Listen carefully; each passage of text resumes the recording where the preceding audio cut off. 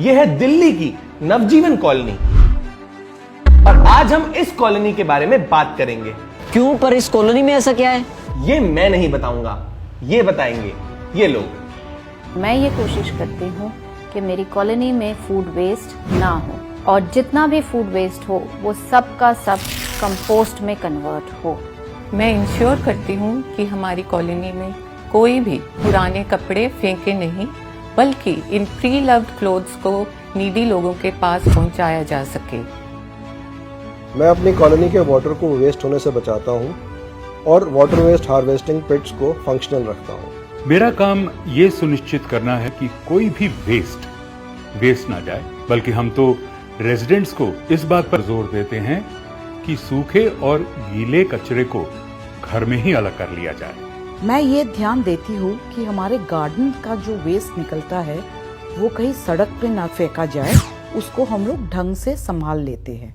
पर around 250 residents वाली ये कॉलोनी इतना सब कुछ कर कैसे रही है, ये हम सबके लिए जानना बहुत ही ज्यादा जरूरी है। एक्चुअली 4 साल पहले एमसीडी की टीम के मेंबर्स हमारी कॉलोनी में हमें क्लेanलीनेस और वेस्ट मैनेजमेंट के बारे में अवेयर करने के लिए आए थे और इस सेशन में हमें पता चला कि वेस्ट मैनेजमेंट कितनी इम्पोर्टेंट चीज है। इस सेशन के जरिए हमने एक और बात जानी।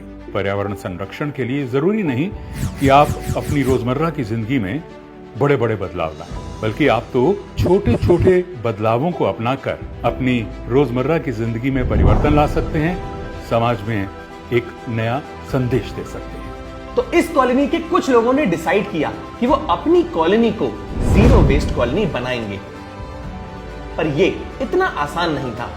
हमारे सोसाइटी में मोर देन 1000 लोग रहते हैं और हर एक को इंडिविजुअली समझाना हमारे लिए बहुत डिफिकल्ट होता था। तो देखते हैं कि नवजीवन कॉलोनी एक जीरो वेस्ट कॉलोनी कैसे बनी और इस कॉलोनी का सारा वेस्ट आखिर जाता कहां है। हम सबसे ज्यादा तवज्जो सेग्रीगेशन पर देते हैं। इससे सूखा कचरा रिसाइकिल हो जाता है और गीला कचरा कंपोस्ट बन जाता है। पर वेस्ट सेग्रीगेशन में हमारी मेड्स और वेस्ट कलेक्टर्स का काफी समय जा रहा था और वो ये करना नहीं चाहते थे। फिर हमने मेड्स को समझाने का एक तरीका निकाला। हमारे एक प्रोग्राम में हम मेड्स को हर महीने सैनिटरी नैपकिन्स फ्री बांटते हैं। उसमें हमने मेड्स को वेस्ट सेग्रीगेशन की इम्पोर्टेंस के बारे में समझाया और बदलाव शुरू हुआ। और कॉलोनी के लोगों ने डिसाइड किया कि वो सैनिटरी पैड्स भी बायोडिग्रेडेबल ही देंगे, सो दैट इससे भी एक और वेस्ट क्रिएट ना हो। फिर हमारा नेक्स्ट स्टेप था फूड वेस्ट से कंपोस्ट बनाना। हमने अपनी कॉलोनी में एक कंपोस्ट पिट इंस्टॉल किया जिसमें सारी कॉलोनी के फूड वेस्ट जैसे सब्जी फल के छिलके, वेजिटेबल पील्स, बचा हुआ खाना, ये सारा का सारा कुछ जाने लगा और इससे हम कंपोस्ट बनाने लगे, जिसकी वजह से हम हर साल तकरीबन 10,000 किलो कंपोस्ट खुद ही बना लेते हैं और इस कंपोस्ट को हम अपने गार्डन्स और पार्क्स में यूज़ करते हैं। इसको यूज़ करने से ना ही हमारी सॉइल की क्वालिटी इम्प्रूव होती है, बल्कि हम वेट वेस्ट को लैंडफिल में जाने से भी बचा पाते हैं। और इसी वजह से पिछले 3 सालों से इस कॉलोनी का वेट वेस्ट बाहर ही नहीं गया, एंड दैट ट्रूली अमेज मी। हमारा नेक्स्ट स्टेप था कि हमारे जो गार्डन से निकला हुआ वेस्ट है उसका भी हम कुछ करें। तो हमने एक श्रेडर खरीदा और जितने सूखे पत्ते निकलते हैं सब श्रेड करके हमने हर एक पार्क में लीफ कंपोस्टर्स में डाल दिया और देखते ही देखते 3 या 4 महीने के अंदर हमें बहुत अच्छा खाद मिल जाता है, जिसको हम अपने पार्क के पौधों में ही यूज करते हैं। क्योंकि अब ये कचरा घरों से ही सेग्रीगेट होकर आ रहा है, इससे ये भी जाहिर है कि अब ये डायरेक्टली रिसाइकलिंग के लिए तैयार है। पर अभी भी कई सारी चीजों पे काम करना बाकी था और हम ये भी चाहते थे कि जो कॉलोनी में रेन वाटर का पानी वेस्ट होता है उसको भी हम इकट्ठा करें और उसको सेव करें। तो उसके लिए हमने 5 लोकेशंस आइडेंटिफाई की जहाँ पे कॉलोनी में रेन वाटर जमा हुआ करता था।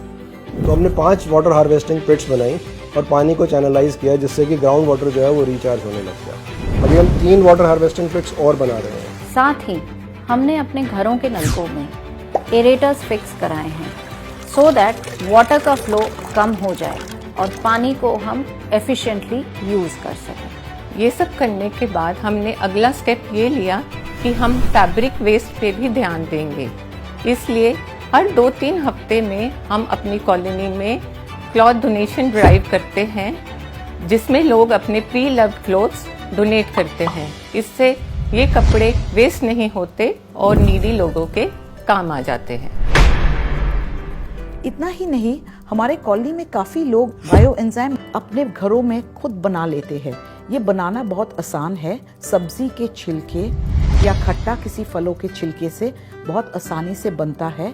ये एक natural chemical free cleansing liquid है जो अपने घरों में किचन टॉप्स या सिंक्स, बेसिन्स सफा करने के लिए यूज किया जाता है। इससे दो चीजें होती हैं। एक कि बायो एंजाइम के यूज से केमिकल से बने क्लीनर्स को अवॉइड किया जा सकता है, और दूसरा कि इससे प्लास्टिक बॉटल्स भी नेचर में ऐड होने से बच जाएंगी। और ऐसे नवजीवन कॉलोनी सक्सेसफुली एक जीरो वेस्ट कॉलोनी बन गई। और साथ ही ये बहुत ही ज्यादा इंपॉर्टेंट है कि हम सब इस कॉलोनी से इंस्पिरेशन लें और अपनी सोसाइटी को भी जीरो वेस्ट बनाने की कोशिश करें, क्योंकि ऐसा करना पॉसिबल है। ये तो नवजीवन विहार कॉलोनी ने प्रूव कर दिया है। इनफैक्ट हमारे इन इनिशिएटिव से आसपास की कई कॉलोनीज प्रेरित हुई और इनमें से 3 ने तो हमारे ही जीरो वेस्ट मॉडल को अपनाया और एनवायरनमेंट को बचाने के लिए एक स्टेप लिया है। अगर आपको नवजीवन विहार की ये स्टोरी इंस्पायरिंग लगी तो कोशिश करिएगा कि ज्यादा से ज्यादा लोगों को उनकी ये स्टोरी पता लगे, सो दैट ज्यादा से ज्यादा कॉलोनीज जीरो वेस्ट में कन्वर्ट हो सके। That's it for this video. See you next Wednesday.